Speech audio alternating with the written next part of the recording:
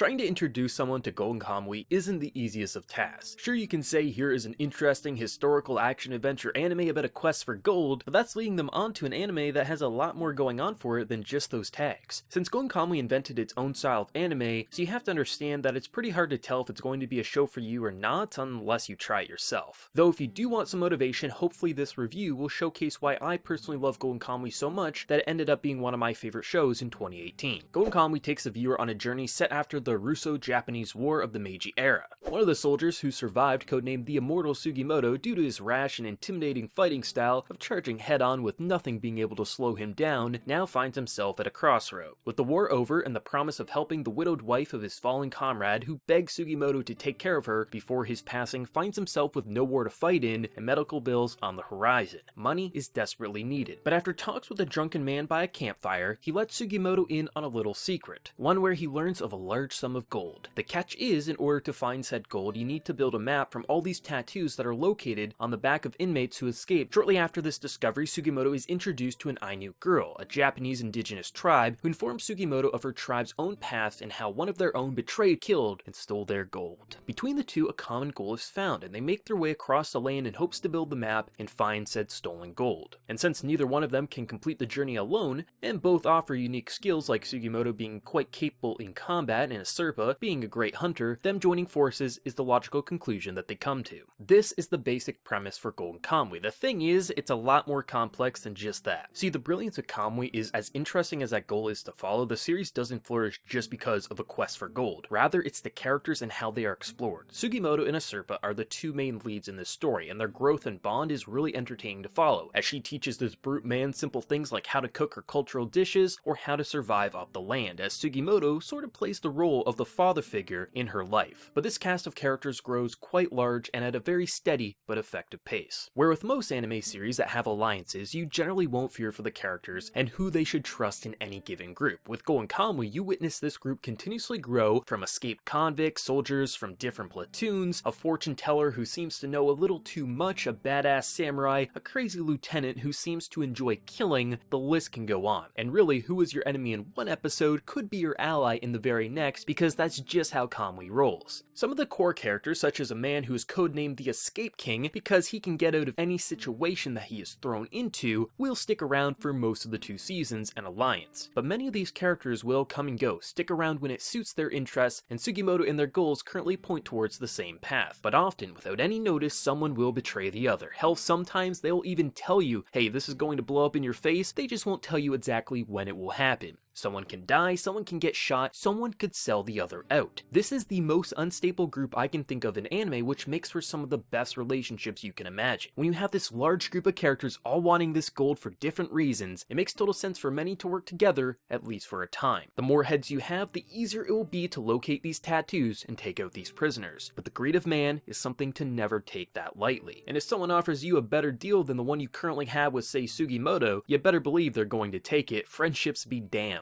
You find yourself loving all these characters, even some of my personal favorites such as the man Ogata, who I found myself loving and despising within the same episodes at multiple points in the seasons. The personalities of all these characters allows them to pop out in frightening and hilariously entertaining ways. Especially when the group really gets going in the 2nd season and the cast is quite large, you know it's going to explode eventually, but when they're just working together, the amount of polar opposite mindsets allows for the best scenes imaginable. Cooking is a pretty large aspect to the show, and why many will say Golden Kamuy is actually a gourmet show, with how each episode dedicates a good chunk to enjoying food. With an Ainu girl being one of your lead characters, you get to learn about a bunch of cultural dishes and cooking techniques you probably have never heard of. So like with Sugimoto learning about these wonders, so does the viewer, without it feeling out of place, which you would actually think, how could these kind of scenes work in a quest for gold? But Kamuy, they found a way. Since not everyone is a team player, you'll get these really funny scenes where a Serpa will get mad at those not participating in her traditions. Golden Kamuy is this kind of series that you can't really label with a set of genre tags, because sure, maybe the story does sound like a historical action adventure, which it technically is, but depending on the episode and at times depending on the section of an episode, you find yourself watching a gourmet anime, sometimes a slice of life anime. You have adrenaline pumping action sequences and scenes you have no idea what they are, but you're pretty glad to have seen them. The lack of structure may be a negative for some, but walking into these 2 seasons, I found myself really appreciating the lack of normality to the formatting of this series, as it almost felt like you could call Golden Kamuy a genre with what it was able to bring to the table. That in theory should fall flat on its face stories, but in execution found a way to make it work. So hopefully future anime will take note of Kamuy so we can have more crazy series like this one in the future. Historical anime usually are entertaining, as generally I have no knowledge or very little knowledge on the time period that they're exploring. This Meiji era is completely new to me, so following a cast of characters, many of which have recently come off the battlefield of a major war and are searching for a way out where they can lead a simple, rich life, it works wonders. Everyone in their own strange way deserves this gold, and watching these characters explore their past, their future, and the current present of their country unfolds as the viewer learns a thing or two about the Ainu culture and the Russo-Japanese War is pretty damn brilliant. And I will fully admit, I'm not that knowledgeable on most areas this anime tackles, but from what I've read, the author did his research and pays respect to the Ainu culture, with how much detail is given to Asurpa's people and the dishes that they eat, how they worship the gods, and how areas like hunting are actually quite spiritual to them, and even just their general way of life. You really can appreciate the detail and truly believe this is based on real people and isn't some made-up tribe for an anime.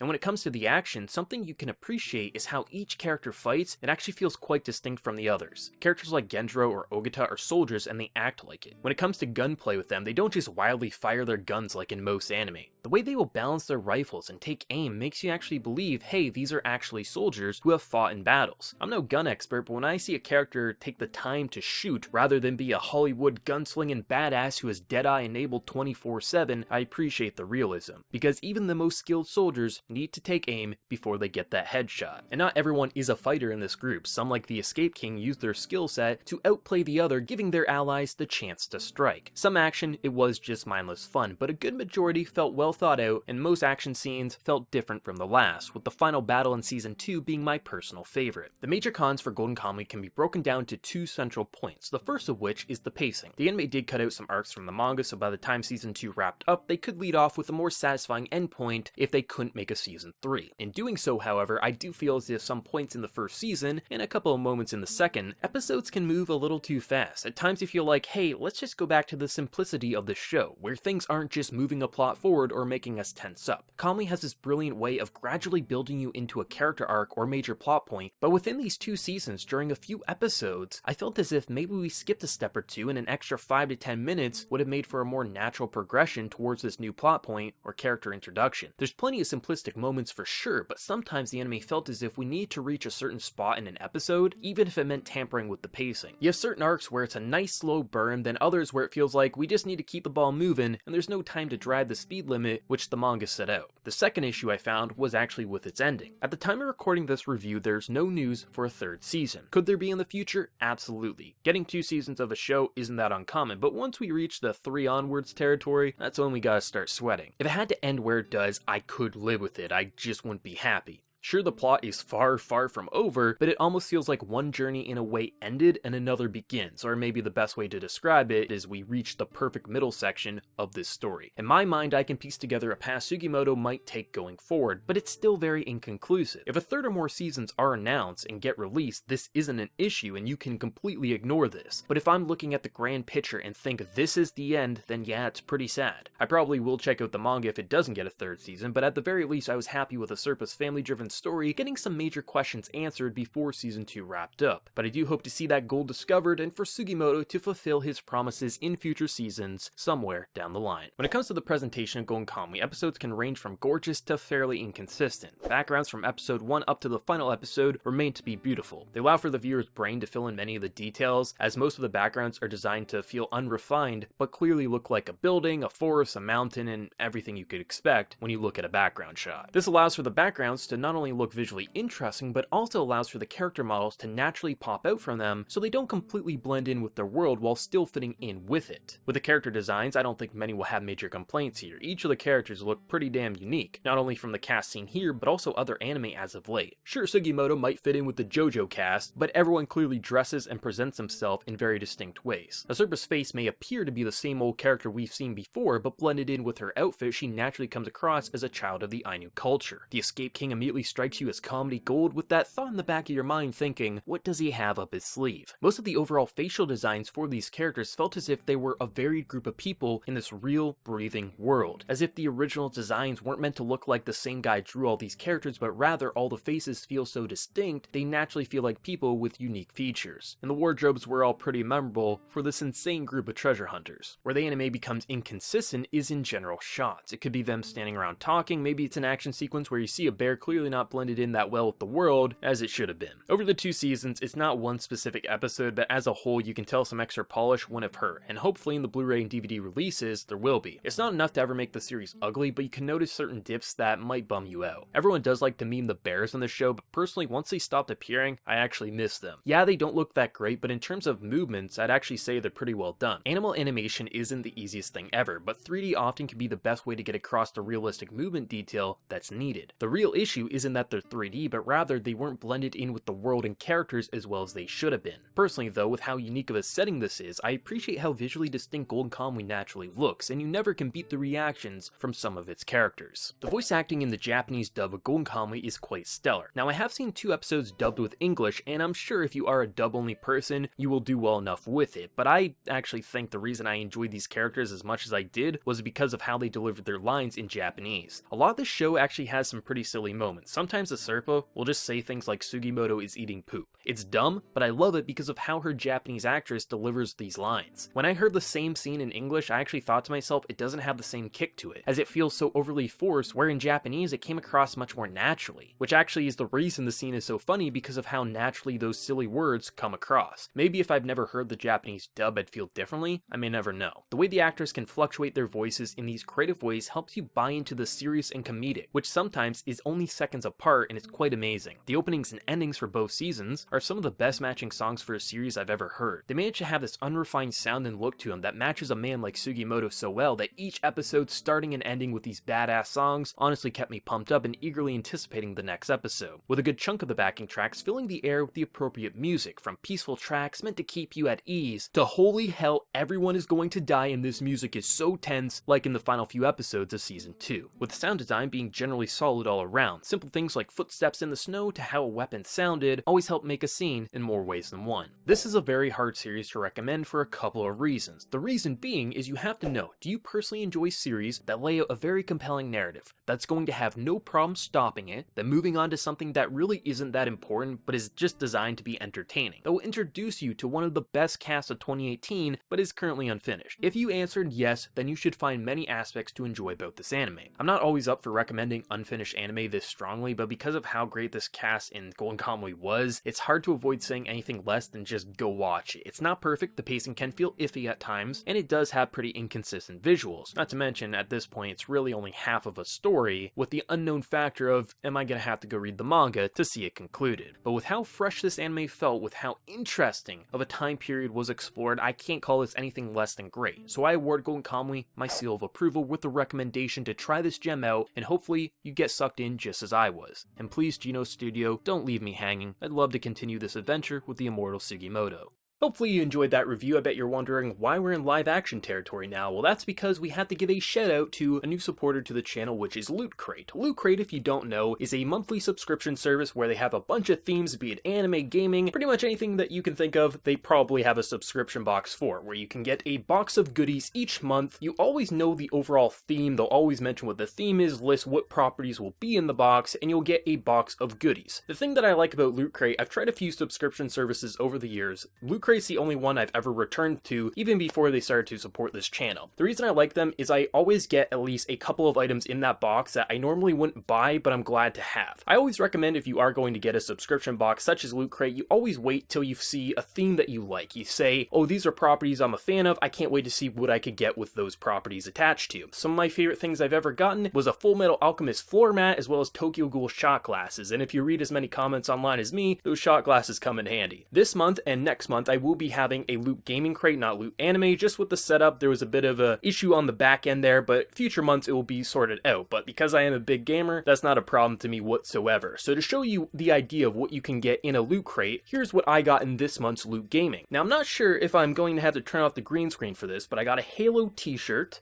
which, hey, T-shirts are always great. We have a Galaga tote bag. If you don't know what Galaga is, you gotta go play some Galaga. I know it's an older game, but seriously, if you don't know what Galaga is, don't at me. If you're a big convention goer, or just you travel a lot, or just need something to carry your items, which for work I definitely do, Galaga tote bag's pretty damn cool, I have to say. I really like this. There's certain loot crates that will have collectible pins throughout them. This one, we got a loot, it kind of looks like a Galaga ship.